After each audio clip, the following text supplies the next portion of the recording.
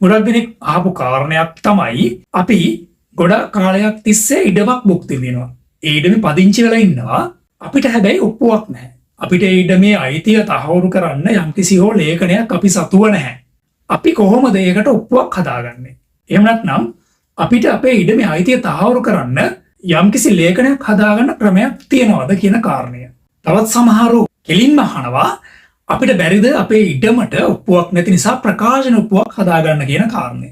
අද කතා කරන්නේ ප්‍රකාශන ඔප්පු හා සම්බන්ධව. මොනවද මේ ප්‍රකාශන ඔප්පු කියලා කියන්නේ? කාලයක් තිස්සේ නිශ්චල දේපලක් එහෙම නැත්නම් ඉඩමක් භුක්ති විඳින්මින් ඒ ඉඩමේ පදිංචි වෙලා ඉන්න ගමන්ම එම දේපලේ අයිතිය තහවුරු කරගන්නට එහෙම නැත්නම් සනාථ කරන්නට කිසියම් හෝ ලේඛනයක් නොමැති අවස්ථාවකදී එම දේපලේ අයිතිය තමා සතු බවට ප්‍රකාශ කරමින් එම ප්‍රකාශය සටහන් කරමින් ලේඛනගත කරමින් සකස් කරන්නා වූ ලේඛනය එහෙම නැත්නම් ඔප්පුව ප්‍රකාශන ඔප්පුවක් කියලා සරලව කියන්න පුළුවන්. යම්කිසි ඉඩමකට දේපලකට ප්‍රකාශන ඔප්පුවක් සකස් කරන්නට හේතු වෙන්නේ එම ඉඩමට ඔප්පුවක් නැති නිසා කියන කාරණය අපි මුලින්ම කිව්වා.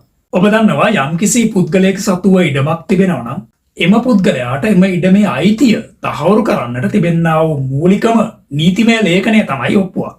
ඔප්පුව කියලා කියන්නේ Tamanගේ ඉඩමේ අයිතිය තහවුරු කරන්නට තිබෙන්නා වූ ප්‍රධානම ලියවිල්ල. මොනවද ඔබ දන්නේ ඔප්පු? තෑගි ඔප්පුවක් වෙන්න පුළුවන්, එහෙම නැත්නම් විකුණුම් කරයක් වෙන්න පුළුවන්, එහෙම නැත්නම් පැවරුම් කරයක් වෙන්න පුළුවන්.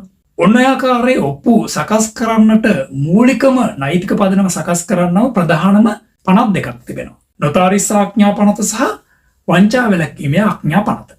අන්‍ය ආකාරයට නොතාරිස් ආඥා පනතේ සහ වංචා වැළැක්වීමේ ආඥා පනතේ දක්වා තිබෙන ප්‍රතිපාදන අනුව කටයුතු කරමින් සකස් කරන්නා වූ තවත් එක් ඔප්පු වර්ගයක් තමයි ප්‍රකාශන ඔප්පු.